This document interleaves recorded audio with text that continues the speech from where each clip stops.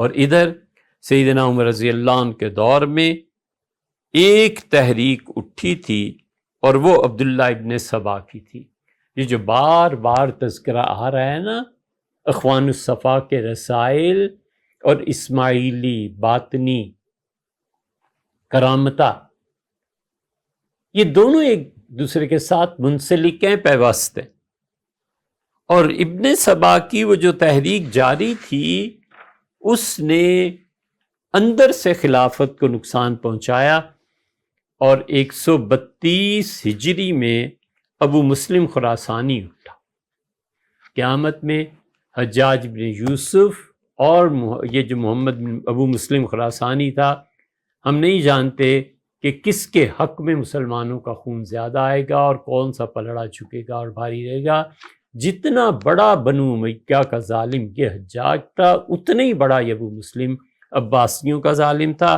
حتیٰ کہ پھر انقلاب آیا اور باطنی تحریک کا آغاز ہوا، اور یہ جو مجوسی تھے جنہیں اسلام قبول کرنا پڑ گیا تھا، یہ مجوسی، باطنی، کرامتی، فاطمی، یہ سب ایک ہی فرقے کے نام، اسماعیلی، تھوڑے تھوڑے فرق کے ساتھ یہ ایک ہی سارے کا سارا ہے.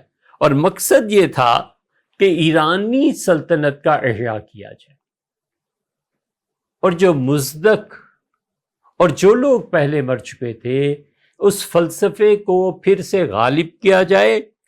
اور مجوسی جو آتش پرست تھے، ان کی آتش پرستی کے ساتھ ان کا فلسفہ بھی بات آتی ہے. انہوں نے اصول اور قواعد وضع کیے اور یہاں تک کہ لوگوں کو فریب اور جل دے کے آگے پہنچ گئے، اور ان کی اکثریت کا حال یہی تھا. چنانچہ متکلمین کا اس بات پر اختلاف ہے کہ فرقہ باطنیہ کا اصل مقصد کیا تھا، اور اکثر کا خیال یہی ہے کہ وہ قرآن و سنت کی اس طرح سے تعویل کرتے تھے کہ لوگوں کو پرانا مذہب جو مجوسیت ہے اس کی دعوت دے سکے. چنانچہ عبدالقاہر بغدادی نے اس پہ لکھا ہے کہ باطنی کرتے کیا تھے. یہ شیخ الاسلام ابن تیمیہ رحمۃ اللہ علیہ ہیں. ان جیسی ہستی کون سی ہے؟ ابن تیمیہ رحمۃ اللہ علیہ نے، یہ ان کے فتاویٰ کی 13ویں جلد ہے.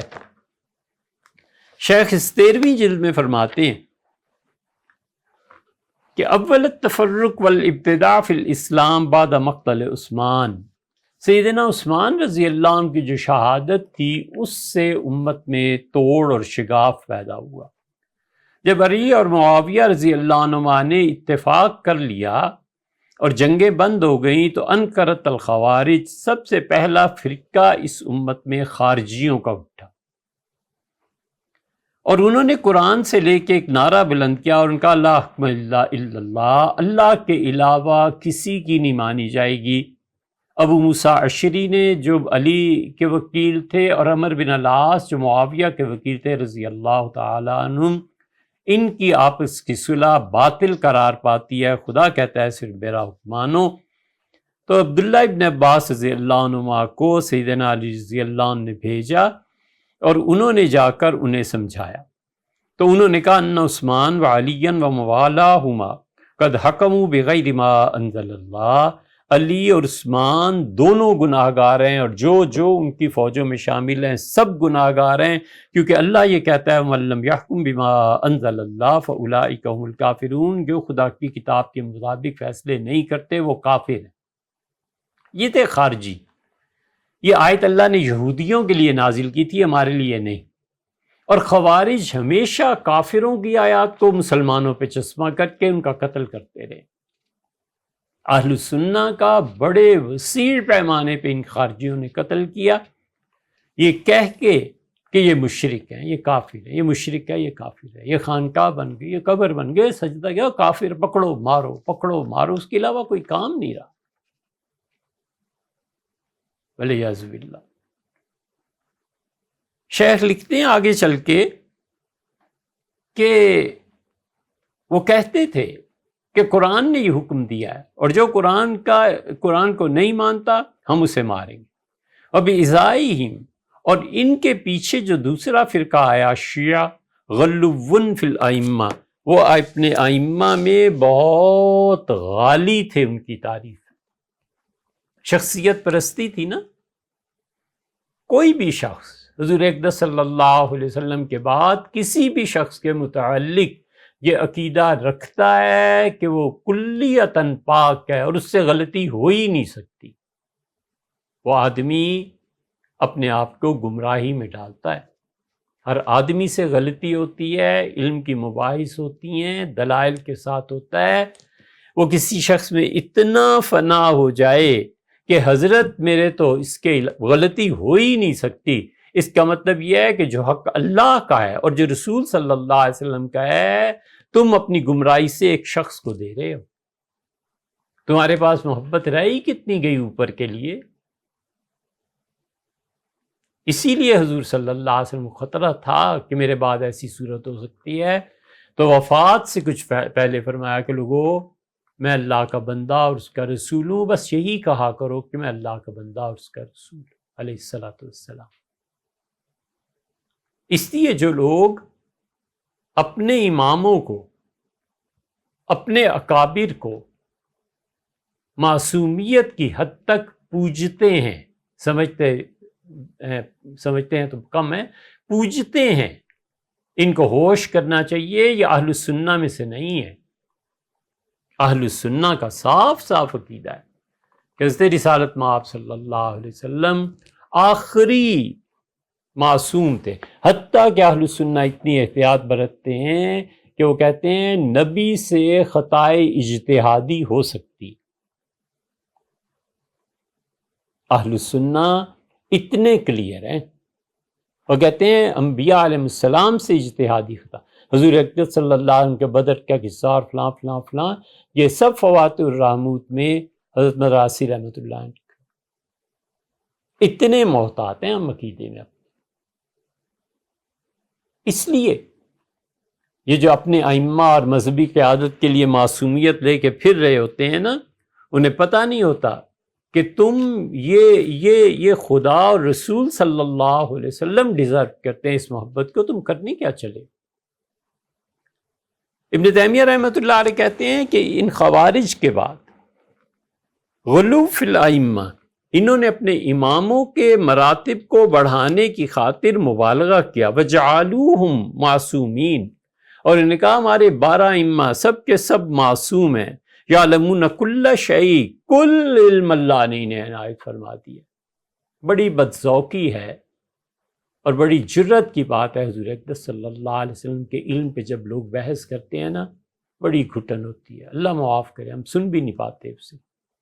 حضور اقدس صلی اللہ علیہ وسلم جیسا علم اللہ نے کس کو دیا ہے؟ اوحا الی عبدہ ما اوحا، اس نے اپنے بندے کی طرف وحی کی جو اس نے کرنا چاہیے۔ وعلمک ما لم تکن تعلم، اے نبی صلی اللہ علیہ وسلم نے آپ کو اتنا علم دیا، اتنا دیا جو پہلے سے معلوم نہیں تھا۔ کیا ضرورت ہے ان چیزوں میں پڑھنے کی؟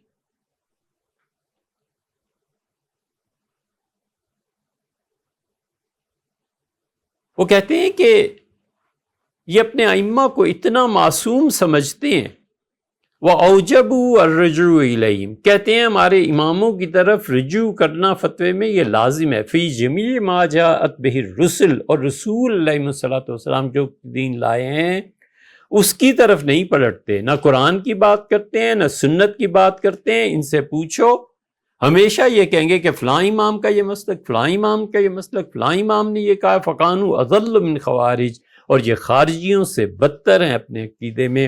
اولئک یرجعون الی القرآن وہو حق، اللہ کی کتاب کی طرف نہیں آئیں گے جو سچ ہے۔ اور ان کی گمراہی کی حد یہ ہے کہ یتمسکون بما ینقل لهم عن بعض الموتى، جو دنیا سے چلے گئے ائمہ وفات پا گئے، ان کے حوالے اور ان کے دلائل جو ان سے ثابت نہیں ہیں وہ دیتے ہیں۔ خارجی جو ہیں اکذب، لہذا کانوا اکذب الطوائف، سارے فرقے جو اسلام کے ساتھ انتصاب کرتے ہیں سب سے زیادہ جھوٹ بکنے والے یہ شیعہ ہیں۔ والخوارج صادقون فی حدیثہم من اصح الحدیث، خارجی قتل کرتے تھے مسلمانوں کو، لیکن حضور اقدس صلی اللہ علیہ وسلم پہ جھوٹ نہیں بولتے تھے۔ اور جہاں تک حدیث کا تعلق ہے، سب سے بدتر راوی ان میں وہ ہیں جو نبی کریم صلی اللہ علیہ وسلم پہ جھوٹ بولیں۔ اگر کوئی ان میں سے ہو اور حضور اقدس صلی اللہ علیہ وسلم پہ جھوٹ نہ بولے، اس کی روایت اہل سنہ لیتے ہیں، یہ یاد رہے۔ پھر آگے چل کے لکھتے ہیں کہ تارتن تفعلوا و تارتن یقولون، کبھی یہ کہتے ہیں کہ ہم خدا کی راہ میں جہاد کریں گے، یہ زیدیوں کو مخاطب فرمایا ہے، اور کبھی یہ کہتے ہیں کہ امام معصوم جب بھی دنیا میں آئے گا ہم جہاد کریں گے۔ اور ان کا حال یہ ہے کہ ملحدین اور باطنیوں کے پیچھے چلتے ہیں۔ یہ وہی باطنی، اسماعیلی، فاطمی، آغا خانی، یہ سب ایک ہی گروہ، مختلف نام ہے اس کے۔ مثل کرامتا، یہ کرامتیوں کے پیچھے چلنا چاہتے ہیں۔ الذین کانوا فی البحرین، جو بحرین میں تھے، وہم من اکفر الخلق، اللہ کی مخلوق میں جتنے اسلام سے اپنی نسبت جوڑتے ہیں سب سے بڑے کافر تھے۔ ومثل کرامت المغرب و مصر، مغرب میں کرامتیوں کی ایک جماعت تھی، مصر میں تھی۔